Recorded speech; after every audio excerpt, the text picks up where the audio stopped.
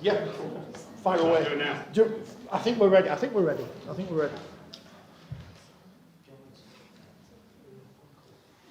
Right, just before we get going, thank you everyone for coming. Welcome to Leeds Central Library. So tonight's event is helping to launch the Rugby League World Cup cultural programme. So in partnership with Libraries Connected, the Power of Connecting is going to be delivering a programme of activities in libraries across the north of England, which will allow people to get involved in a whole range of activities in the lead up to the much anticipated World Cup. So just a bit of housekeeping about tonight. Toilets are on the first floor in the art library. I'll be loitering at the back, so if anybody needs guiding, I'll show you the way. If the fire alarm goes, just exit the nearest exit, which is straight down the stairs, main stairs. And lastly, just to help you all enjoy tonight's event, and I'll pass over to Richard to get us underway. I mean, I'm worried now because I know exactly how I'm starting this. I knew exactly how I was going to start this panel last week, and I didn't know that Jamie Jones-Buchanan was going to sit next to me. So I just want to ask this audience, because I want to get a feel for where we are. Does anyone know the meaning of the word frivolous? Good. Right, at the end, John Davidson, Australian, let him in the country, journalist, podcaster, anything else you are? Steve Mascord's mate, have you got any shirts to sell? No, I don't. Made up any countries? No. Phil Kaplan, Forty20 magazine. What else are you? Run a bookshop. You don't even run a book, you're assistant to the runner of the bookshop. Allowed to sit upstairs. Johnny Boyd Ward, international, with Wales and England and Ireland, according to YouTube. You're like the Tony Carroll of the wheelchair game. Who will be playing, hopefully, at the World Cup. You're in the Wales training squad. Yep, So. announced today, so. That's good. Peter Smith, long-time sufferer of watching the Leeds Rhinos, and, of course, their successors with the Yorkshire Evening Post. I'm not being rude looking at my phone, by the way, but I'm waiting to hear from Reece Martin's appeal. They've appealed against the verdict of the last appeal, and I'm just waiting to hear the outcome. That should be any moment, so if I keep looking at my phone, that's why. If successful, there is a rumour that Sid Hines will then be appealing his sending off to the challenge cup. And James Jones-Buchanan, who's played in a World Cup, and won everything. Have you got your boots ready for the weekend? Because I'm concerned about Leeds' squad. I've started running now. That's long behind me in Rugby League. Yes, hopefully we can get some fruits from that appeal and get our best team on the field, but we're confident. It's just far cry from where we started, isn't it? At the start of the year, turned it around, really good environment at the minute, and I think it shows on field. We're supposed to be talking in the first half of this programme about the current news in Rugby League, which, I don't know, talking about Wakefield getting rid of a coach, and I feel that's something I don't want to talk about, but, as James Jones-Buchanan sat next to me, you've been in that head coach's role, albeit as an interim in Super League. What's it like? What's the pressure like in that role, knowing that it can only end two ways, in either you could, them getting rid of you? Yeah, that's why I wanted to get out of it as soon as I could. Couldn't wait for Roy to get over. I was talking about this, so think about my journey as a Leeds citizen at the Rhinos. As a 9-year-old, I used to stand at South Stand and watch my heroes. I used to use that phrase, educated, entertained, inspired by the role models that I saw on the pitch. They were my heroes, and I had a boyhood dream of playing for Leeds. Did that for 22 years, fulfilled that boyhood dream, retired with a massive sense of gratitude, wanted to pay that forward. And last 3 years since retiring, spent 3 years in the other side, on North Stand, being an assistant coach and interim head coach, and probably the most revealing 3 years of my life, certainly that 6-week period before Rowan come in, was a real revelation. It was almost an awakening, and the flip side of it is that it was an absolute horrendous period in the context of where I'd been on my journey as a Leeds fan, as a Leeds player, and really wanted Leeds to do really well. So where we were at that moment, the weight of the challenge was massive, and it was like being on the side of a cliff every morning. But I loved it because it's the most alive that I'd felt as well since I finished playing. And I think when we've got a purpose in life, that's when we're at our very best. That's when we feel like we've got a role to play within the tribe. And I'd not felt like I had a role to play like that for a long time. And I got up every morning at that tenure I ran 10 kilometres, and that was my moment, first thing when sun was coming up, to get those ideas, those inspirations out, and ultimately set my day in motion. And you know, that time you're forced really quickly to learn a lot of lessons. Galvanised some really good relationship with players, and it obviously finished a lot better than it started. I think we got 2.5 wins, didn't we, at back end. Draw against Huddersfield, and then two pretty dire wins, but they were winning. And then Rowan's come in and he's been fantastic. You know, 20-year career coach. I first met Rowan when I was about 14 years old, playing at Stanley. His dad was coaching at Bradford Bulls, and he couldn't play a few games with us, and we were all really excited. This Aussie kid was coming to play. We thought, Aussies are great, and he showed us a few tricks. Then he went off on a path as a professional career coach, and I went off as a professional player. And it's interesting we've sort of come back together this time round. But the big lesson that I learned during that 6-week interim period is as much what I don't want to do as much as what I do want to do. And I've always been a bit of a jack of all trades, master of none. Now, if you know me, you know I pop up quite a lot in a lot of places. Often, as the poem says, is better than being a master of one. So I'm quite diverse in that I love people. You know, I'm a trustee of Leeds Rhinos Foundation, which is, I suppose, the biggest provider of our external provision in terms of going into the community with that Rhinos brand on. Doing a lot of ambassadorial work for a financial consultancy firm called Tanulo, bring a lot of work into Edinley. Leeds 2023, year of culture next year, really excited about that. I'm a trustee there. Managed to get Gabby Logan to come and be a chair of that, and I'm really, really excited about the role that sport can play in that as well. You know, when we left Europe with Brexit, it meant that sport could play a part in that year. And loads of really good events planned, and they're going to launch at Edinley. They're going to get involved in the Rugby League World Cup, which is great as well. I'm doing some work punditry with Sky, which was a great opportunity that presented itself this year. At the same time, another opportunity to present itself this year, which was to get my head fixed from the occupational hazard of playing Rugby League for 22 years. And I've been in what feels like an ironmonger's for the last 6 months, getting bits of metal barbed wire wrapped around my teeth, which didn't help being a pundit. But it's been a year of learning, and now I'm just about to go into another chapter in the Leeds Rhinos journey, and hopefully support Rowan in years to come. I can't help but draw the parallel between what Tony Smith brought in 2004 for my generation and what Rowan Smith will bring in for the next. So I'm really excited about Leeds. How do you feel about Willie Poaching losing his job at Wakefield? Obviously, you're going to play with him at Leeds, won trophies with him at Leeds. Yeah, I was coached by Willie when he retired. He went to do a bit of coaching at Rhinos with Franny Cummins. So, and he's been around. He's obviously been to Warrington, been to OKR, and I've seen that he loves coaching, and he's grown and developed. And I thought, to be fair, what he did with Wakefield at the back end, they were exceptional. When they got that win against Castleford, you seen a real spirited performance. And a lot of people say, oh, they won't win another game. And I'm saying, no, from what I saw there, I think they've got a couple of games in them. Certainly back end of the season when you've got that second Easter period, they're showing more than enough signs of coming together. And thankfully, they finished really strong, and I thought that might have been enough. And considering context of where he is and what he's got to work with, I thought externally he'd done a good job. But obviously, we all make assumptions, don't we? What we don't understand, we fill with pseudo knowledge, and quite often that pseudo knowledge is a million miles off the truth. So I don't know what's gone on at Wakefield or where players feel about him and Franny, but I love Willie. He's a golden bloke at heart, and I very much hope that he picks up a new role somewhere else and starts the next chapter of his life. I mean, this is the hard thing, isn't it, Peter? For any coach who loses their job, it's all right as going on social media saying, oh, I hope they find a new role too, but those roles aren't out there just to pick up straight away. No, especially not at this time. End of the season, everybody's already putting plans in place for next year.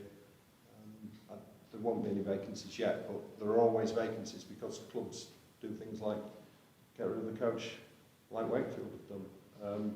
I didn't see it coming.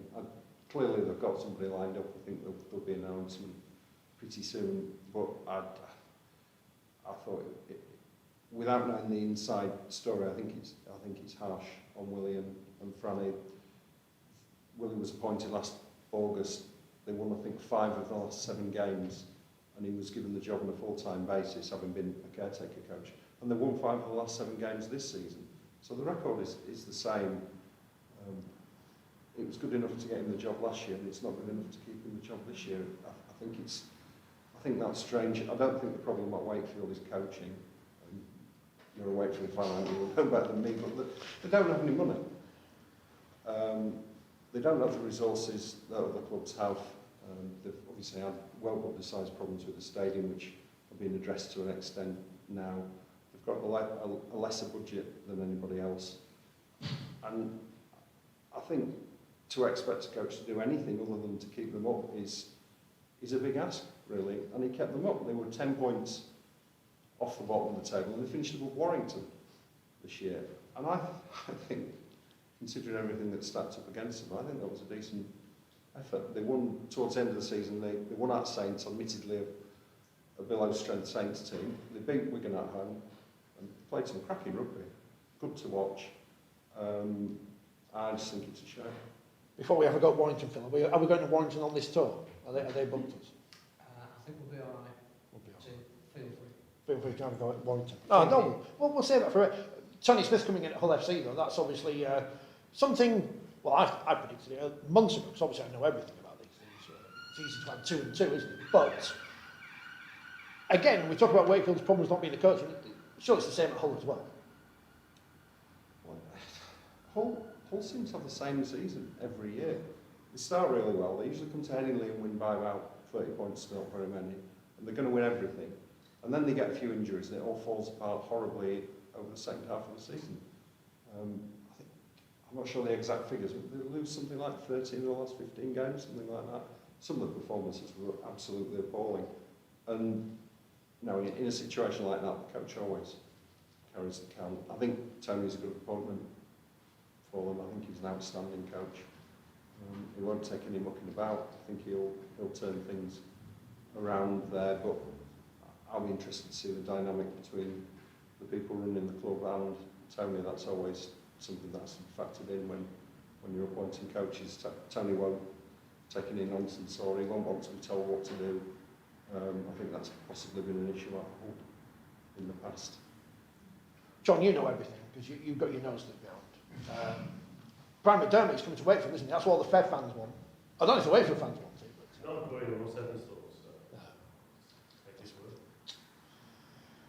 How have you enjoyed the 2022 season, which is still ongoing? Leeds are obviously going to go on and win the grand final. We all know it's going to happen now. I think this time of year is probably the best time of year because we're getting the semi-finals. We've got, in both hemispheres, we've got grand finals coming out. We've obviously got a World Cup, so yeah, I think it's the best time of year. It's been a long season.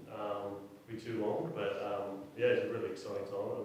We've seen some high-quality games and hopefully some massive occasions to come. Obviously, Old Trafford and then the World Cup, which it's been an extra 12 months play for the World Cup. So yeah, everyone's appetite should be wet. I'll say, who's more tired at this part of the season, then, the players or journalists? Yeah, I would say the players. Yeah, I don't think there's any sympathy for journalists. But yeah, I mean, if you look at the injury count, obviously we saw Alex Walmsley confirmed today. It is players are dropping like flies, and I think I'm sure Jamie knows a lot better. But the demands that players are put on in this modern game, the contact and training as well is crazy. So I think that's something that needs to be addressed. Obviously, we want internationals, we want full internationals, but players need to be able to recover and recruit as well. Not players missing the World Cup. But the best players are going to be at the World Cup. Some of them are not going to be playing for England, unfortunately. Phil, you want them to play less games. You keep saying this all the time. The problem is, you want them to play less games. Do you want to play less games? I want to do what's best for Rugby League, and I think players do as well.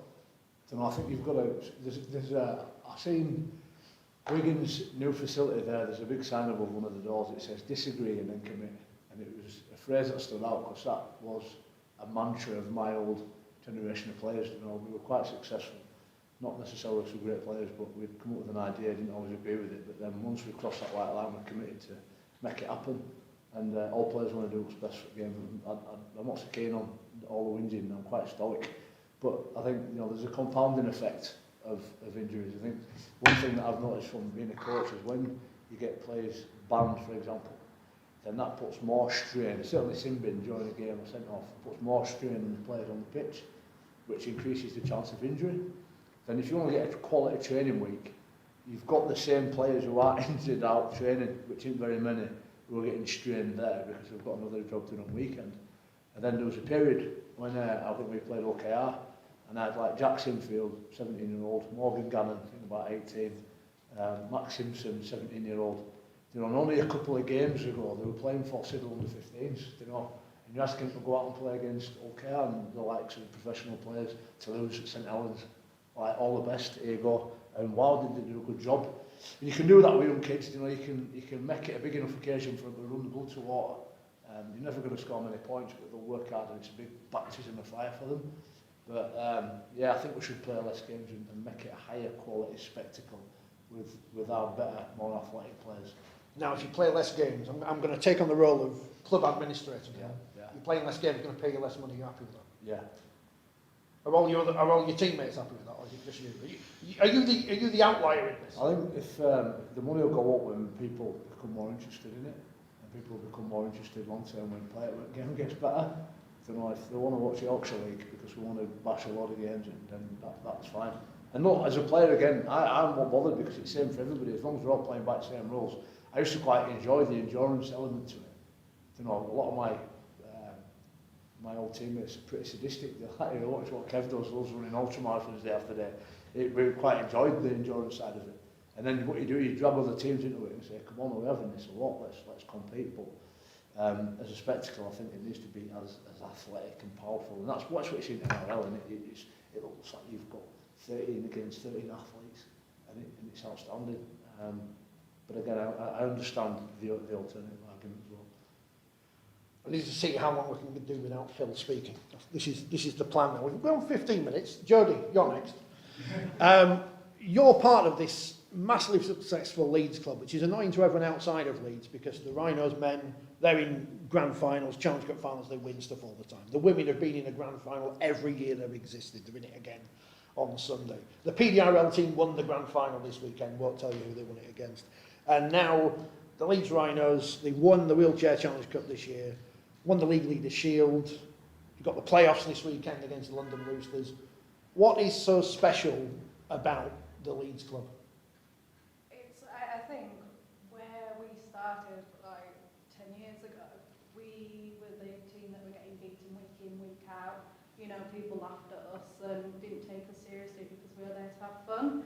And with that, you know, we developed our skills. We got a coach on board who was willing to put in the time and the effort to actually develop us as people and players. And gradually, we just started to win. I think our first win, I've never seen a team celebrate as much as what we did. I do remember the hangover the next day. But we've just been working as a unit and we've become so cohesive. And I'm pretty sure, you know, if any of the others from Leeds were here that say the same, that we almost know what we're going to do before we do it. We don't, everyone says, you know, such a structured team, we can tell when you're about to run a play. I'm glad somebody can, because we don't. Like, we just hope for the best. But no, it's a lot of hard work, and last year, you know, history-making treble that we won for the first time. And this year, we've had people injured, people out ill, work commitments, World Cup commitments, and we've made the best of what we can. And I think as a team, to go on and get to where we are, which is the semi-finals on Saturday, we're just going out there to give it all. Like, for us, yes, the World Cup starts for us, you know, the next month, but we've got to get the Leeds wins out the way and aim for the third trophy this season. And again, if we get it, amazing. That's, you know, trebles 2 years on the bounce. But if we don't, we can say we gave it everything. And you know, we're just working. I'm pretty sure Simo is sick of us at this point because see, Jonesy knows what I'm on about. Our captain likes to look at other sports and bring things in from other sports. And I say captain, he's also our coach. And every time he brings something in, it's usually either myself or my teammate Nathan Collins who pipes up with some question about why we're doing it. What's the point in this? Like, how have you got this from tennis? So yeah, it's definitely a big one, and you know, we we said last year before we knew about the World Cup being postponed that our goal, you know, as a team, you've got myself and 4 of the team who are, I think it's 4, I lose count, who are hoping to play for England at the World Cup. And we said, you know, at the end of the day, international, when it gets to it, you know, we're no longer teammates.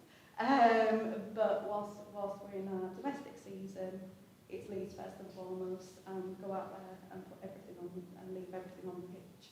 Remind me, which of your Leeds teammates did you bash when you were playing for Wales against England in Sheffield last year? Halliwell. In fact, there's a clip of me tackling my Leeds teammate, pushing him over, laughing in his face, then spinning back around, going up to him, going, "But are you okay?"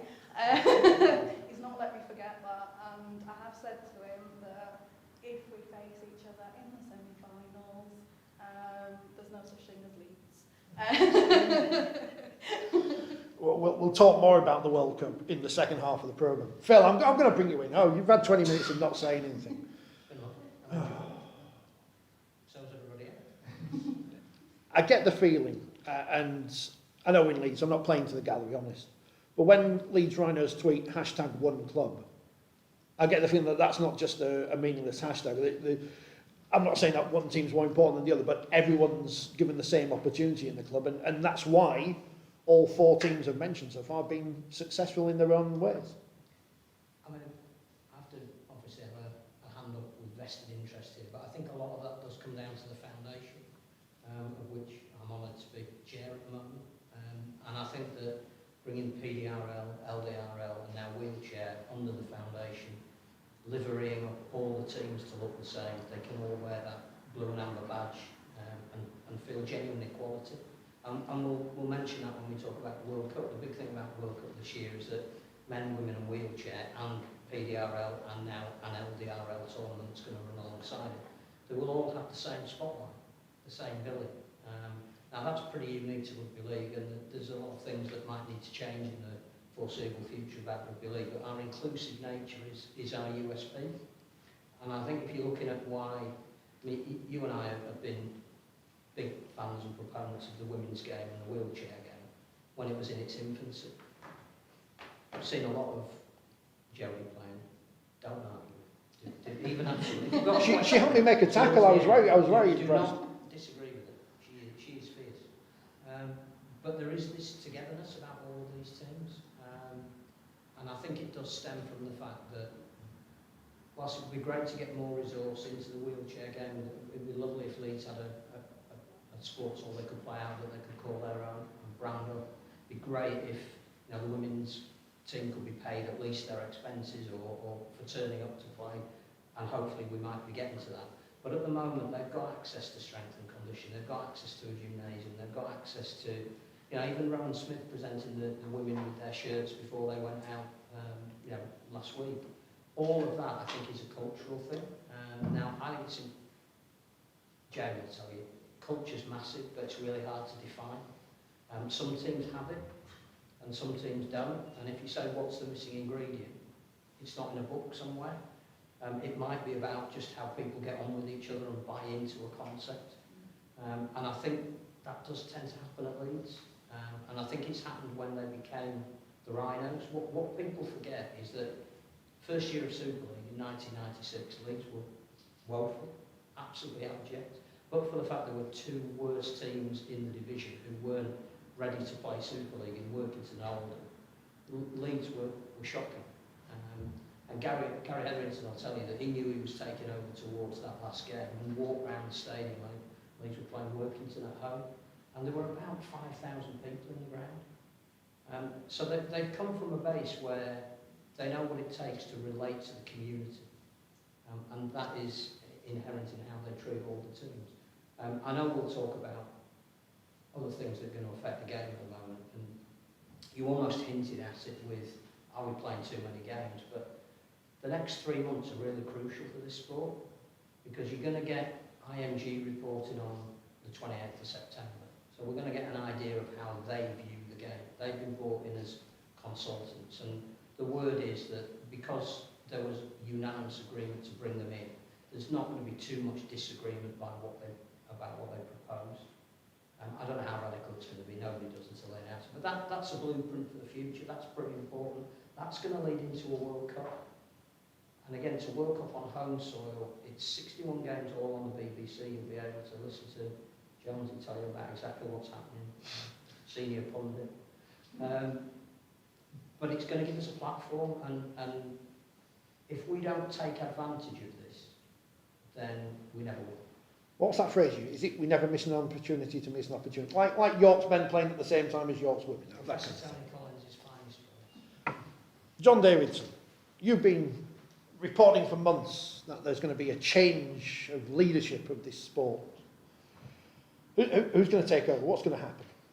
Now Ralph's disappearing off into the I east. don't know who's going to take over. There's obviously a lot of talk that it's going to be an internal person at the RFL, maybe So if it is an internal appointment then, as the last one was, does that mean any difference whatsoever to the game going forward? I think it does, because the interesting thing is that the RFL won't be what it is at the moment. Obviously, Rugby League Commercial was being created, which is another body, just to confuse people.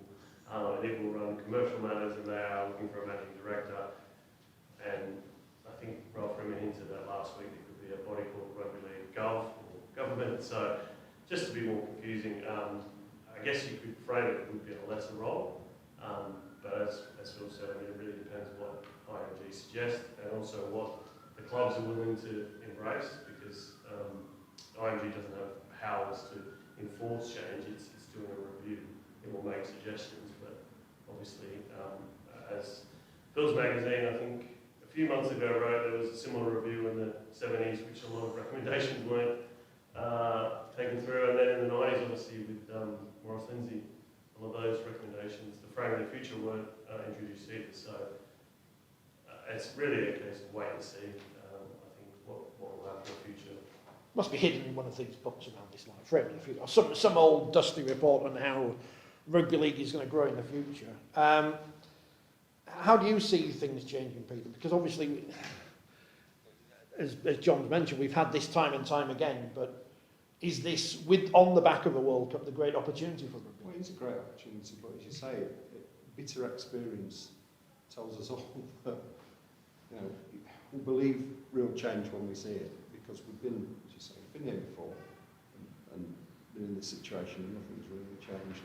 I think that the way the game is at the moment, clearly things need to be done to get the game, I don't know if back on its feet's the right word, but to get the game thriving, just for people to feel better about the sport, because it's supposed to be entertainment.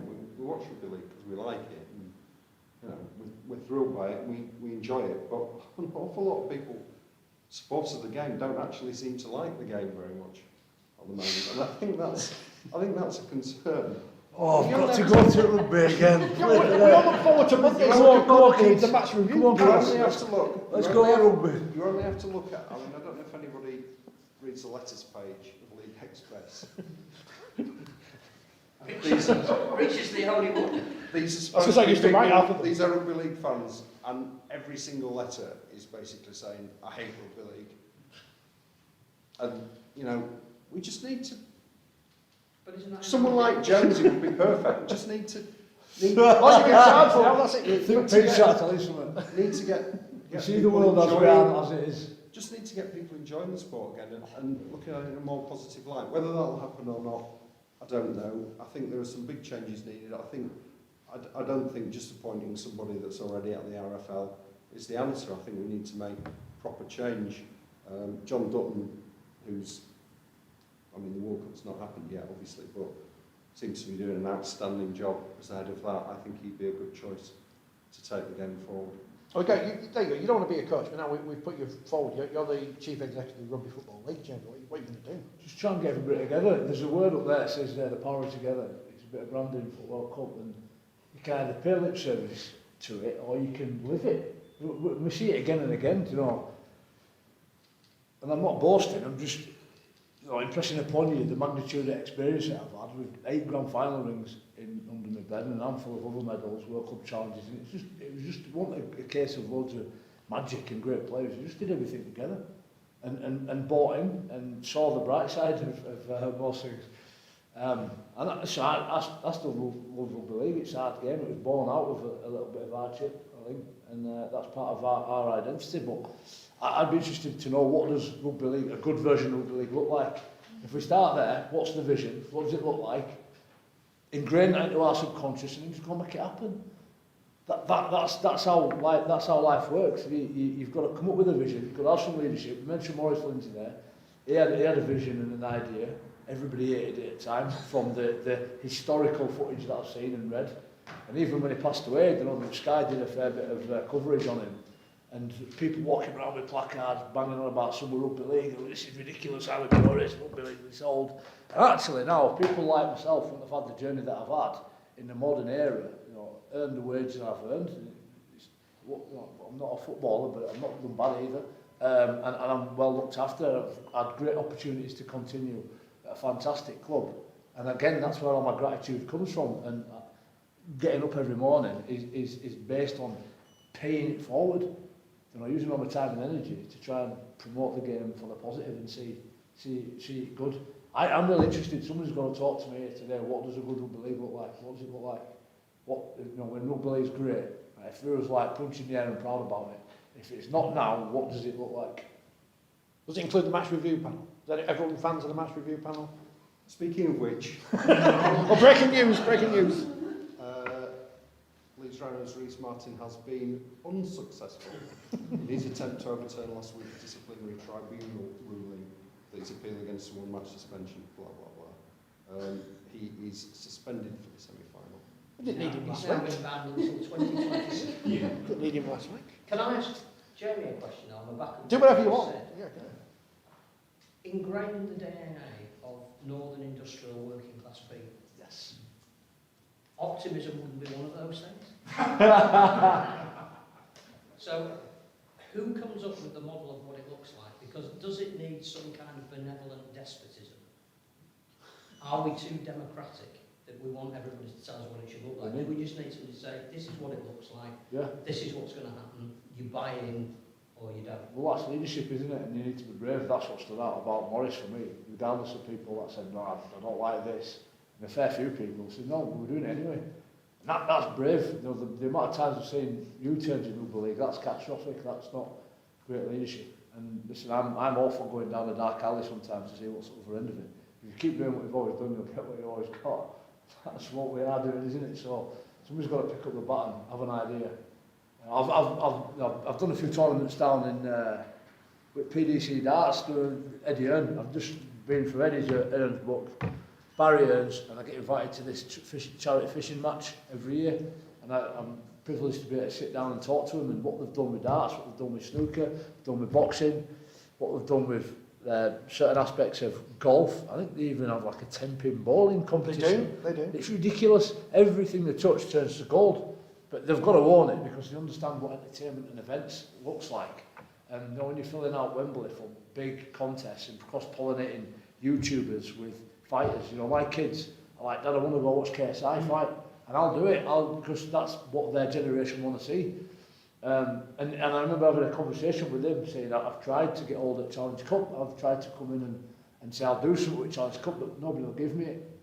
And I can understand why. It's a really prestigious, important tournament, but if we're that abject, if we're that upset about the way the game is going, why not give it to somebody who's tried and tested? The other thing as well is, right, everybody keeps saying, we need somebody to come in at Rugby League and take it over and lead it. And I've seen Richard Branson, 1999, London Broncos, right? You had Marwan Kukash, Robert Elston, all these other people that have done pretty well in other sports have come in and almost like Old Testament prophets, just being smashed to bits by a game. David Argyle at Toronto, smashed to bits, and then just thrown out of it. And then where's the next one? Come in, try and do something, and we'll smash you to bits as well.